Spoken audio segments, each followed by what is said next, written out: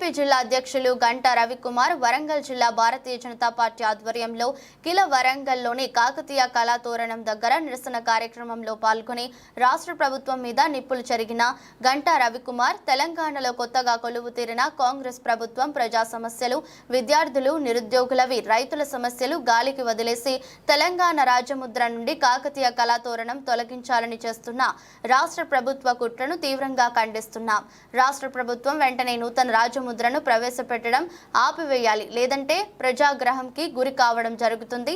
ఈ కార్యక్రమంలో రాష్ట్ర కార్యవర్గ సభ్యులు కుసుమ సతీష్, రత్నం సతీష్, జిల్లా నాయకులు రాణా ప్రతాప్ రెడ్డి పాల్గొన్నారు. తెలంగాణ రాష్ట్రంలో ఏర్పడ్డ రేవంత్ రెడ్డి కాంగ్రెస్ ప్రభుత్వం వాళ్ళు ప్రజాపాలనను గాలికి వదిలేసి చరిత్రలో వాళ్ళు ఏదో ఒకటి చేయాలనే విధంగా పరిపాలన సాగిస్తున్నారు. దానిలో భాగంగా తెలంగాణ అధికారిక రాజముద్రలో ఉన్న కాకతీయ కళాతోరణాన్ని తీసేసి వారికి ఇష్టరాజ్యంగా పెట్టే ప్రయత్నం చేస్తున్నారు. దానికి భారతీయ జనతా పార్టీ వరంగల్ జిల్లా తీవ్రంగా ఖండిస్తూ ఈరోజు మేము కళాతోరణం ముందు నిరసన కార్యక్రమం చేపట్టడం జరిగింది. అసలు చరిత్ర తెలియని రేవంత్ రెడ్డి గారు కాకతీయ కళాతోరణం అంటే కేవలం రాజరికం కాదు, అది రాజసం, అది ఒక చిరునామా, రాజసానికే ఒక చిరునామా, కాకతీయుల పౌరుషానికి, కాకతీయుల పరిపాలనలో ఉన్న ప్రజల పౌరుషానికి ఒక ప్రతీక.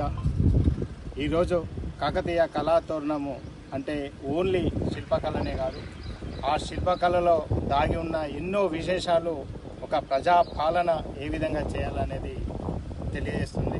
ఈరోజు మీరు చూడండి, మన ఏదైతే ఏకశిల ఒకటే శిల పైన ఈ తోరణము రెండు వైపులా కూడా రెండు హంసలు ఉంటాయి.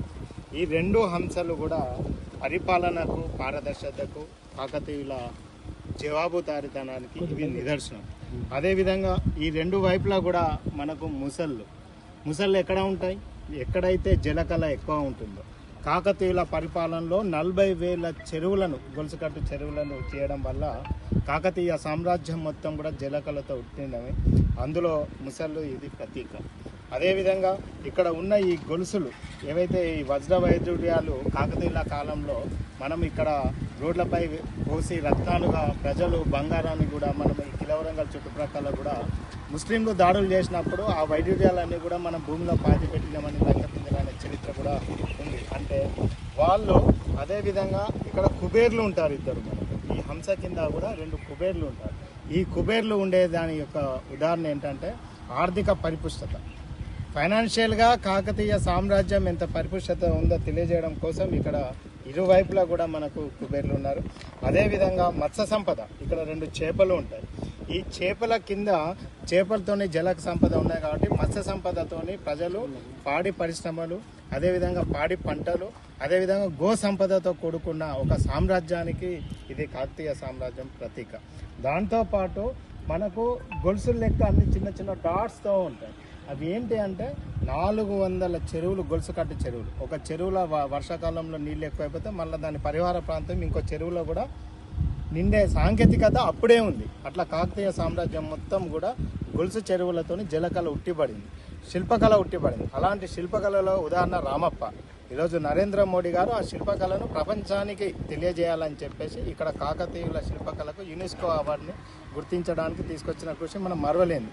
అలాంటిది కాంగ్రెస్ ప్రభుత్వం వచ్చి ఎక్కడో ఉన్న చార్మినార్ని పెట్టే ప్రయత్నం చేస్తున్నారు ఇప్పుడు, కానీ కాకతీయ కళాతోరణం తీసేసే ప్రయత్నం చేస్తున్నారు. రేవంత్ రెడ్డి గారు సమస్యలు ఎంతో ఉన్నాయి. మొన్నటిదాకా ఎన్నికల కోడ్తోని పరిపాలన సరిగా జరగలేదు. పత్తి రైతులు ఈరోజు పత్తి విత్తనాలు లేరని రోడ్డు ఎక్కిన చరిత్ర. అదేవిధంగా ఫీజు రియంబర్స్మెంట్ లేక కళాశాలలు మూతపడుతున్నాయి. అదేవిధంగా కరెంట్ సప్లై చేయకుండా వరంగల్లో ఎంజీఎంలో రోగులు ఇబ్బంది పడుతున్నారు. ఇప్పుడు ఇంకొక 15 రోజుల వర్షాకాలం స్టార్ట్ అవుతుంది. నాలాల యొక్క క్రమబద్ధీకరణ, నాలాలను వెడల్పు చేయడం, నాలాలను శుభ్రం చేసే పనులు, ఈ విధంగా ఇవన్నిటినీ పక్కకు పెట్టి ఇప్పుడు ఏదో ముంచుకుపోయిందని చెప్పేసి సోనియా గాంధీని ఇక్కడ తీసుకొచ్చి ప్రజలను ఏదో ఒక మభ్యపెట్టి వాళ్ళు ఈ అధికార ముద్ర చిహ్నంలో కళాతోరణం లేకుండా చేయాలని చూస్తున్నారు. దీనికి భారతీయ జనతా పార్టీ వరంగల్ జిల్లా నుండి మేము నిరసన అదేవిధంగా ఖండిస్తున్నాం. ఎలక్షన్ కోడ్ ఉంది కాబట్టి మేము కేవలం నలుగురమే వచ్చేసి నిరసన కార్యక్రమంలో పాల్గొంటున్నాం. 7వ తారీఖు నుంచి ఒకవేళ వాళ్ళు ఎలాంటి ప్రయత్నం చేసి కళాతోరణంగా ఇంకా అధికార ముద్రలో లేకపోతే మా రాజస్థానికే మాకు మా ఆత్మ గౌరవానికే దెబ్బతీసినట్టు ఉంటుంది. కాబట్టి వరంగల్ జిల్లా నుండి పెద్ద ఎత్తున మేము ధర్నా కార్యక్రమాలు చేపడతాం.